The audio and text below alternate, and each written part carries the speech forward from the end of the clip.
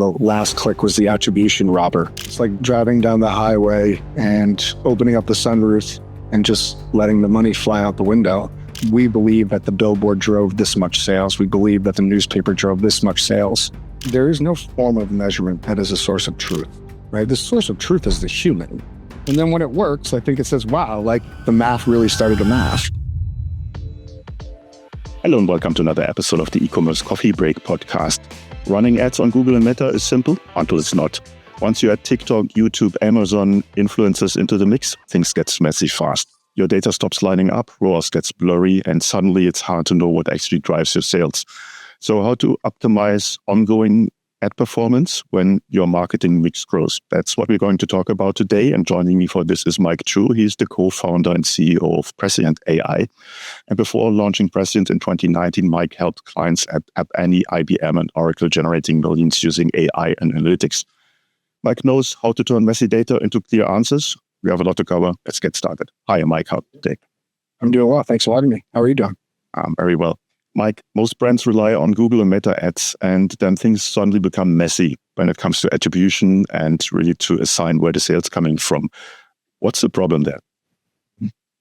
When brands are launching on Meta and Google, I think it's a little bit easier, right? They're more click-based channels where you can set up pixels and leverage some of the leading MTA tools in the space, like Northbeam and Triple Whale and Rockerbox for MTA.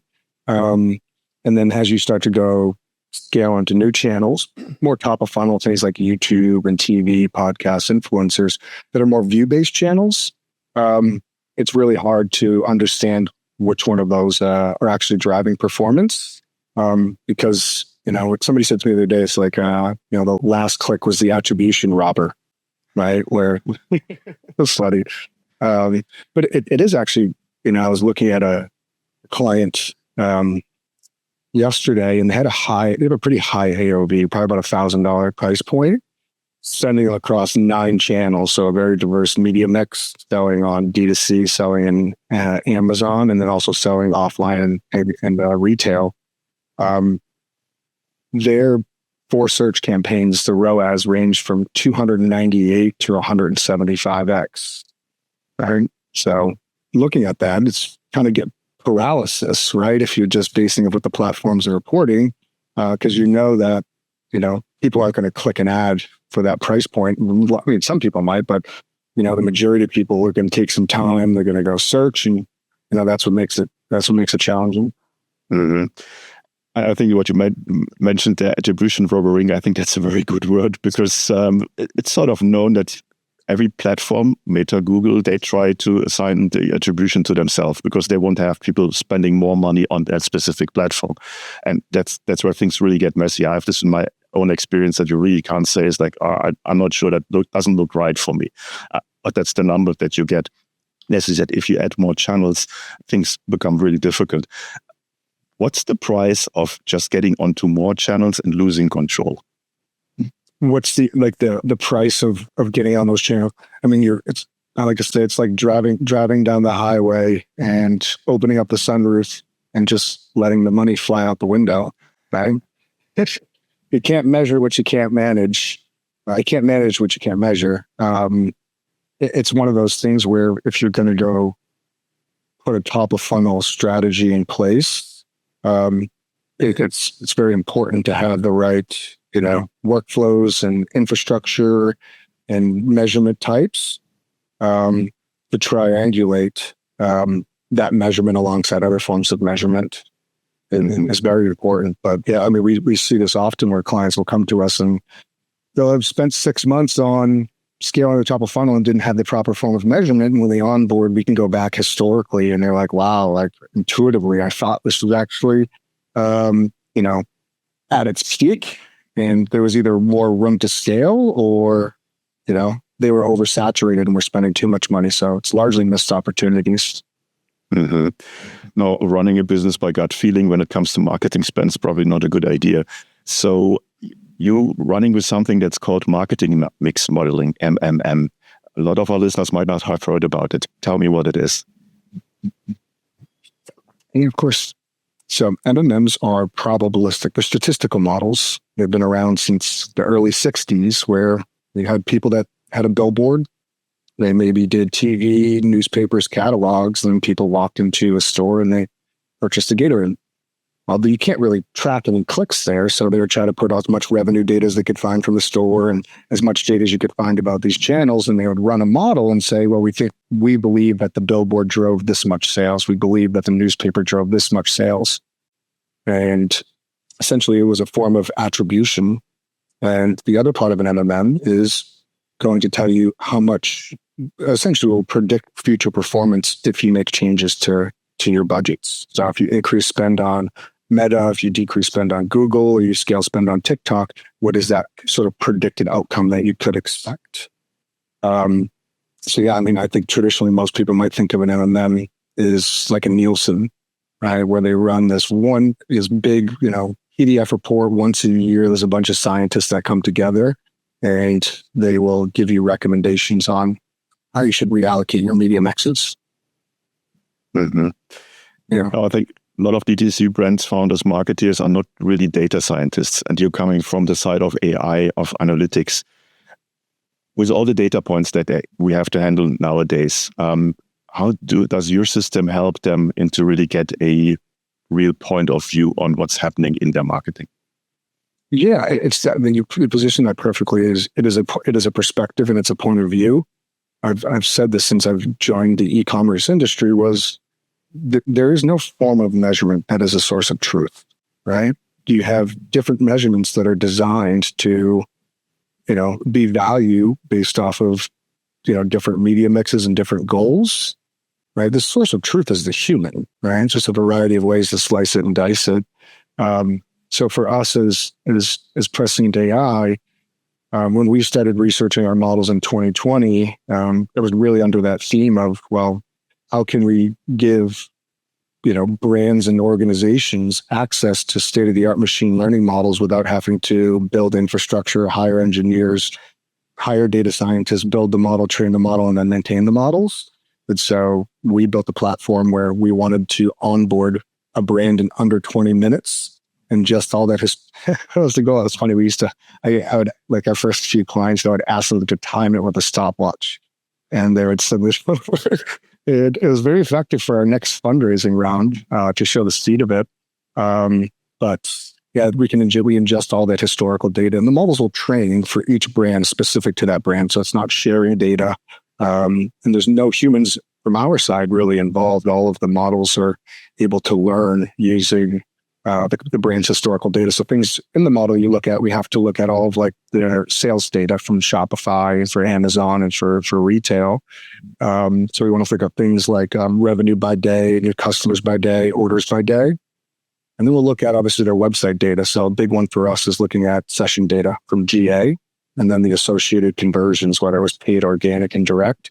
And then we'll want to look at the data from the ad platforms. And so we'll look obviously the channel, the campaign, spend, impressions, clicks, sessions, and then whatever reported revenue is coming from the three ad platforms. And then we try to figure out things like, what is the seasonality of the business, right? What is that like? What is just like the trend of the word of mouth, like the brand of the business, the brand equity? And then the last thing you want to figure out is, what is sort of the buying cycle of that product, consideration cycle. You could think of it as a $40 price point or a $3,000 price point. When you bring all of those signals together, which normally you'd have a bunch of research scientists and data scientists come together to analyze those, we've made it in a self-service way that's fast, it's quick, and it runs every day. Mm-hmm. Can you give me an example how a brand actually works on a day-to-day basis with your system? So who's logging in? What are they checking? And what do they basically read from the data? Yeah, so we have a lot of performance teams, growth teams, and then a lot of the agencies as well. And I guess I could give you an example of a brand that is selling on Shopify and selling on Amazon as well. And it's a CPG brand that heavily relies on subscription, so LTV to CAC.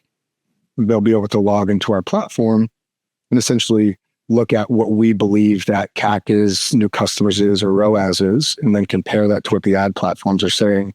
Typically with channels like YouTube or TV or podcasts, we're showing more favorable results than the platforms. And so they're getting more confidence in, how this top of funnel channel is really performing. And then what they'll use as the other portion of our platform is, we call those halo effects, by the way. So what is the halo effect of, hey, how is YouTube or AppLovin impacting sales on their Shopify store? But also, what is the halo effect onto their Amazon store? So that's the first part of the model is a measurement. And then what else they'll do is, well, how much can I scale this campaign? So we will show them, kind of these saturation curves, if you will. If you spend $2 and make $10 on a campaign, it's pretty likely you can't spend $2 million and make $10 million on that same campaign. Eventually, you're going to start to hit points of diminishing returns. What's unique to our product is we go down to an individual campaign level. And so they could look at a YouTube campaign and plot out what is the appropriate spend for new customers on Amazon, right? And then they'll be able to go scale that spend. I would say a unique part of that is traditionally an MMM would run every 30 days and you kind of have to wait. Our model will run every single day. We figured out a way to do that at a computational cost. And so you're going to start getting results back on these lines. The lines will actually start to move as the data comes in each day. So they'll use it for more of the optimization in real time. I like the thinking and I like the way you do it. You basically, what you just said is you can look at your YouTube channel and you know what's happening on Amazon. That's what traditional analytics cannot really tell you. So a huge difference there. Now, before we started recording, you told me also offline conversions can be recorded. How does that work? Yeah, this actually goes live next week. We've been building this for the last year with a couple of our brands. But you could think of, there's a halo effect for people seeing digital campaigns and then purchasing in a retail location. One of our beauty brands that we've done some early testing with was influencers was not looking good in their platforms for measurement on their website. And in our platform really wasn't looking too good on Amazon, but in Ulta Beauty, one of their best performing channels. And so it was a really big unlock there. You'll have folks that have owned and operated, right? So think of it with their own brick and mortar stores. But then you're going to have brands, shout out to Wyatt and everybody over at Mary Ruth's, you have brands that are like crushing. You can go into Walmart and Target and all these different wholesale channels. And then being able to measure the impact of what's happening in those offline sales. But you have to factor in other inputs, if you will. We call them covariates, but things like, is there any in-store promotions going on or any contextual things? Because it's, retail's offline's a little more ambiguous than your digital, if that makes sense. You see things, you click things, a lot of data associated to that. But, while it's not perfect, right, these models get smarter. They're hopefully as a directionally accurate kind of guiding principle. Mm-hmm. Tell me about who's your perfect customer. For whom would that work best? Who would not work best is brands that are pretty much one or two advertising channels. We will typically recommend one of the MTAs for that. As a brand starts to go into territories of more view-based channels, brands that are omnichannel, so D2C, marketplaces, and then going obviously offline is really where these models will thrive. So the more complex, the better. I was chatting to a friend of a friend yesterday. He has a brand and he's going on to his third channel. He's got Meta Google. He's going on to TikTok and he's like, hey, and we're just getting ready to launch on Amazon. So this is one of the cases with their artificial intelligence is these systems get smarter, right? The more they learn. And so I did recommend, hey, you can onboard because he's in hyper growth mode and he has a plan to go into TV and all these different channels. And so the faster you can start training these models, the smarter that they're going to get. Mm-hmm. So complex media index isn't people that have plans that's growing business and they know they're going to scale and want to start training machine learning models. Okay. Question on that, you mentioned before that you basically go through the history in the platform and use that data to optimize the MMM. I think that's a huge difference to how things worked in the past, where it basically was in a moment when you switch it on and then it would start collecting. Is there any kind of homework that the merchant needs to do before they can get started? I would, if it's a first time of looking at an MMM, or since all the time, we'd be like, hey, my boss heard you guys on a podcast and I just YouTubed a video before this call. I'd never heard of an MMM before. I think understanding the difference between deterministic attribution, which is more click-based multi-touch, and then probabilistic attribution. The number one thing is, how do you operationalize this into your workflows? A lot of these brands have seen incredible growth on these two channels, and they're very dialed in with the deterministic approach. And all right, well, how do I? And they have their whole kind of workflows with their agencies, their audience teams, their creative, everything's really dialed in. How do you take an MMM and operationalize that alongside your existing tools? Every single one of our clients that we have is running an MTA and runs us alongside them as well. Mm-hmm. So does that mean for our listeners that you will never have to look into Google Analytics and into your Google Ads platform again? Or how does that work on a day-to-day reporting basis? Listen, it's triangulation. You have to look at what your MTA shows. You have to look at what GA shows, the platform shows, what we're showing, and try not to get analysis paralysis, for try to, find some signals through the noise of feeling confident to go make changes to your spend. But I'll say this, I'll die on this hill, is you cannot have a form of measurement that as a source of truth, as a single form of measurement. Mm-hmm. So at the end of the day, it's the human who makes the decision. It's always going to be even with like the agentic AI and the agents and automations and things that's going to happen, I believe that you should always have a human in the loop, right, to make these decisions. Nobody knows this stuff. You can't care what model and how good it's training. I build a machine learning company, but nobody knows better than machine learning. They really don't. You can have a really good, mathematician mind that is solely focused on helping you win and giving you recommendations, but it's up to the human to make those decisions always, in my opinion. Good to hear. I would agree with you. I think a lot of our listeners have the same feeling that I want to give the steering wheel out of hand and have AI or any kind of system running the business automatically.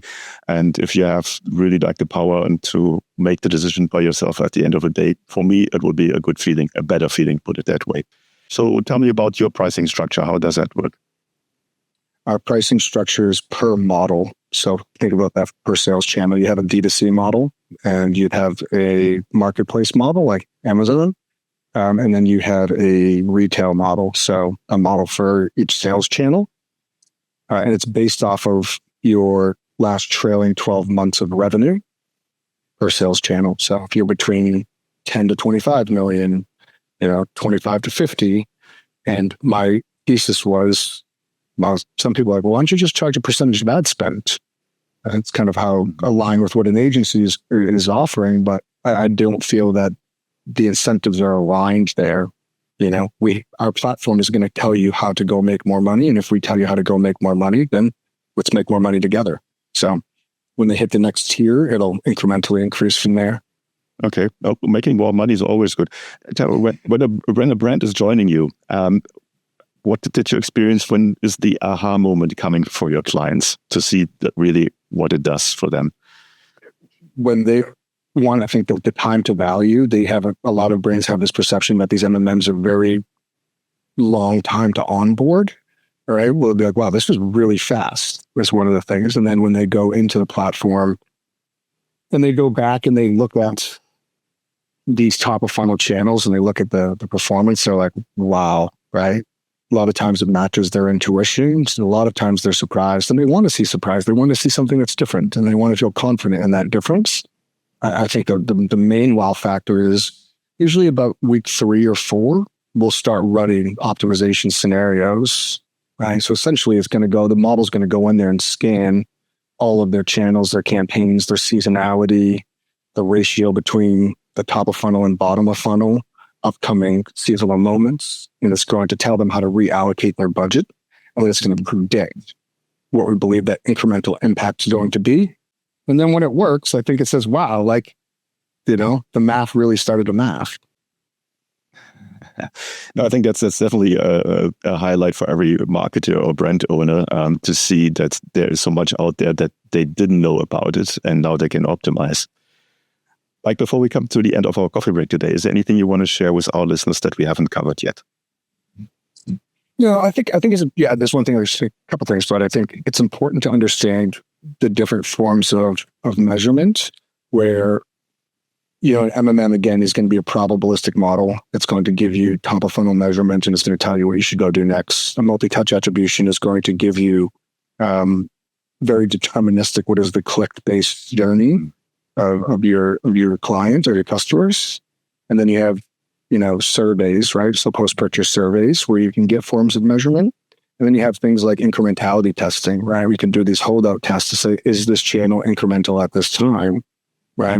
And so you have to understand all of these things are designed to work together. We call it triangulation. And then this is what a lot of our brands do. So my suggestion is, as brands start to go and scale top of funnel and start to expand their omnichannel presence, is to do their homework and really understand what is that right measurement stack, because trying to grow your business with one form of measurement is incredibly challenging. And I've seen a lot of brands benefit, in very meaningful ways by being thoughtful about it.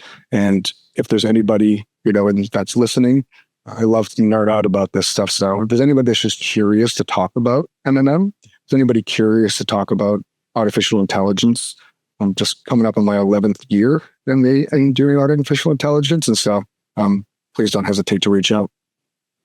I think there's very few people out there who really can say they're for 11 years in AI. So you're sort of, don't get me wrong there, but you're sort of a dinosaur when it comes to that. And that's a good thing.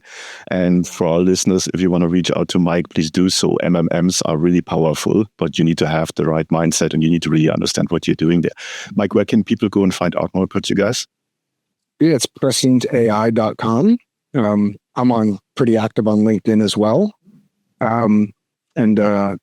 Feel free to contact me directly on LinkedIn or go right to the website and we can engage from there. Cool. I will put links. I'm based in Miami too. If anybody's ever down in Miami, give me a shout. I might pop in at some point.